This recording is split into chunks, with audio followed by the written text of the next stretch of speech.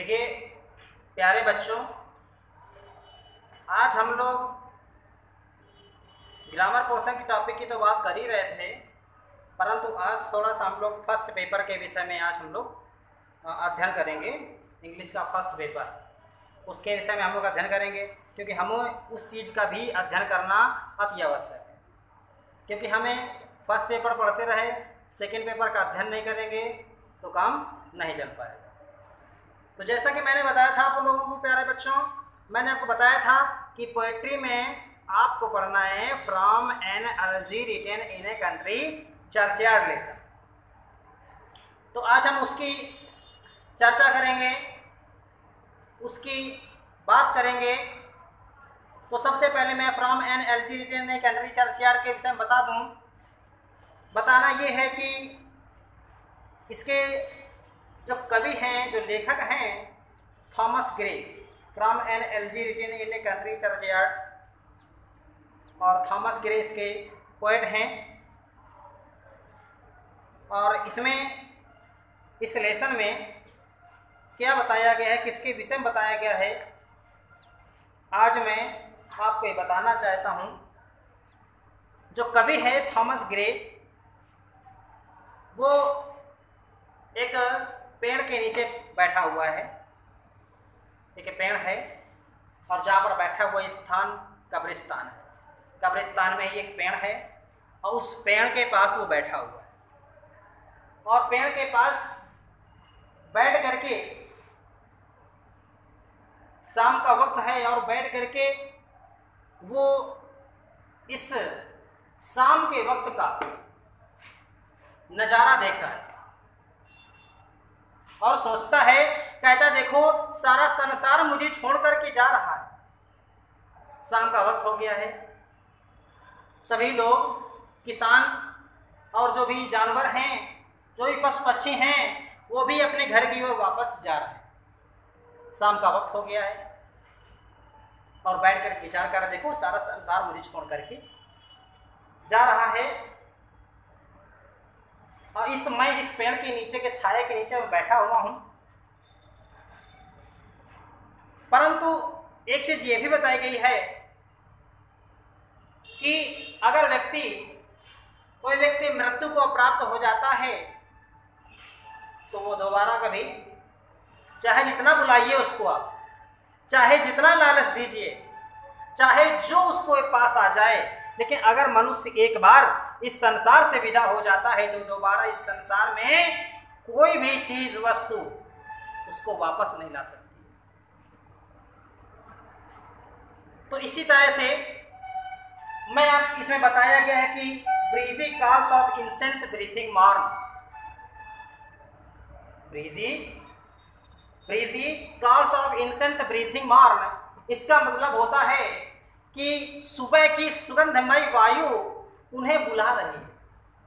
किसको बुला रही है? कब्र में सोए हुए लोगों बुला रही है, ए उठो, अरे उठो, देखो संसार कितना सुंदर है। लेकिन आपको बता देना चाहता हूं, कभी कहना चाहता है, मैं आपको बता दूं कि कब्र में सोए हुए जितने भी लोग हैं उन्हें कोई भी जगह नहीं पाएगा, चाहे वो अबाबिल नामक चिड़िया क्यों ना हो, चाहे मुर्गे की बांग जो सुबह प्रातः काल जब होती थी पहले, आजकल तो ऐसा प्रातः काल में होता ही नहीं है। मुर्गे 4 बजे बोल रहे हैं, सुबह 7 बजे बोल रहे हैं, उनका कोई नियम ही नहीं है। लेकिन पहले ऐसा नहीं होता था। पहले हर चीज़ का नियम था, हर चीज़ की रूपरेखा थी कि मुर्गे जब बांग देते थे लोग सोच समझ जाते थे कि अब सुबह हो चुकी है, हमें उठना चाहिए, हमें कार्य करना चाहिए, हमें अब आगे की ओर अग्रसर होना है। अब तो अगर मुर्गे की बांग के चक्कर में रहे तो आप सोते ही रहेंगे, क्योंकि मुर्गा हो सकता है कि 8 बजे सुबह का बांग दे दे, और कब आप सोए, आपने 10 बजे सोए और मुर्गा 11:30 बजे रात में बांग दे दिया। तो ये क्या है कि अब जो रूपरेखा बदल चुकी है। तो एक चीज और बता दें कि इसमें चाहे वो अबाबिल नामक चिड़िया हो, सुगंधमय वायु हो, चाहे वो मुर्गा ही क्यों ना हो, सुबह उठाने वाला जो सुबह की पहली बांग देता है, तो कोई भी व्यक्ति उन्हें जगा नहीं पाएगा। जो हमेशा हमेशा के लिए इन कब्रों पे सो गए। तो इसी तरह से एक चीज़ और बताई गई है कि कभी इस लेसन में आपको ये बताया गया है कि कभी भी मनुष्य को किसी चीज का घमंड नहीं करना चाहिए। आपके पास अपार शक्ति है, आपके पास अपार शक्ति का भंडार है, लेकिन आपको कभी भी उस पर घमंड नहीं करना चाहिए, ना तो अपार शक्ति होने पर, ना तो आप सुंदरता होने पर। और बताया गया कि यदि आपके पास बहुत सारी धन संपदा है तो उस पर भी घमंड नहीं करना चाहिए। और इसके बाद व्यक्ति चाहे इतने पैठ के रास्ते पर हो, ग्लोरी के रास्ते पर हो, चाहे इतने शान के रास्ते पर हो, लेकिन आप हमेशा जानते हैं कि मृत्यु होने के बाद व्यक्ति चाहे इतना बड़ा हो, लेकिन मृत्यु का रास्ता होता एक ही है। चाहे वो गरीब का हो या वो अमीर का हो, व्यक्ति का जो रास्ता होता है मृत्यु के बाद, वो केवल एकांतमय एक ही रास्ता होता है, जाना उसी रास्ते पर होता है। चाहे वो गरीब के लिए हो चाहे अमीर के लिए, वहां पर गरीब और अमीर कुछ नहीं होता। इसलिए हमें इस संसार में आने के बाद हमें किसी चीज का घमंड नहीं करना चाहिए कि किसी भी चीज का घमंड नहीं करना चाहिए कि हमारे पास इतनी धन संपदा है, हम इतने खूबसूरत हैं, हमारे पास इतनी शक्ति है, हमारे पास हम ग्लोरी के रास्ते पर हैं, इतने बड़े समृद्धशील व्यक्ति हैं, हम घमंड करें। तो हमें घमंड नहीं करना चाहिए, क्योंकि घमंड किसी व्यक्ति का नहीं चलता, घमंड समाप्त हो जाता है। इसलिए इस संसार में आने के बाद आप बहुत अच्छी तरह से एक साधारण सा मनुष्य जीवन जी करके आप अपने जीवन का कृतार्थ करें, उद्धार करें, और इस जीवन में जितना ज़्यादा हो सके लोगों के लिए आप अधिक से अधिक ज़्यादा जितना हो सके आपके शरीर से आप व्यक्ति को प्रदान करें। अब चलते हैं बात की ओर, हम चलते हैं थोड़ा सा लेसन्स की ओर।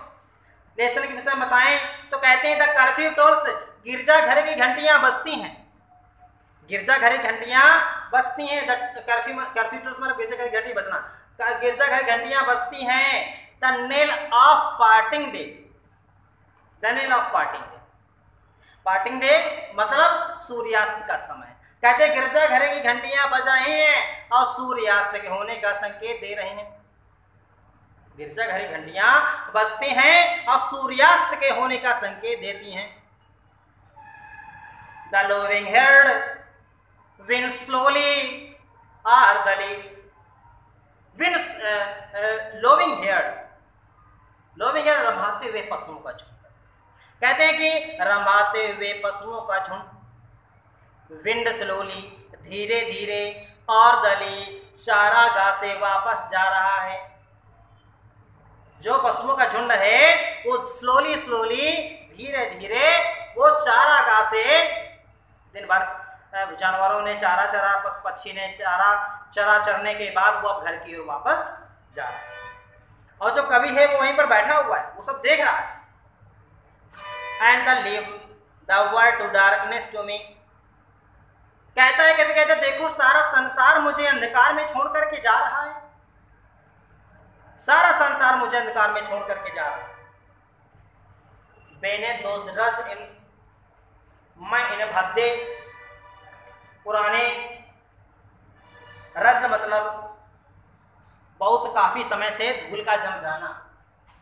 कहते हैं कि देखिए, कहते हैं मैं इन भद्दे पेड़ों की छाया के नीचे बैठा हुआ हूं, तो ये पीस से जिन पेड़ों की छाया के नीचे बैठा हुआ हूं, where heaves the turf in many mouldering heap, जहां पर अनेकों उभरे हुए टीले मुझको नजर आ रहे हैं। चारों तरफ जहां कहीं मैं नजर डाल रहा हूं तो मुझे चारों तरफ उभरे हुए टीले नजर आ रहे हैं, क्योंकि वो कब्रिस्तान में देखिए उभरे हुए टीले, जहां पर कब्रें बनी होती है उभरे हुए टीले नजर आते हैं। तो कहते हैं मुझे चारों तरफ उभरे हुए टीले नजर, धरती उभरी हुई नजर आती है, और वहां पे तुर्फ मतलब होती है जंगली घास, और उन उभरे हुए टीले के ऊपर जो जंगली घास है वो भी उगाई है।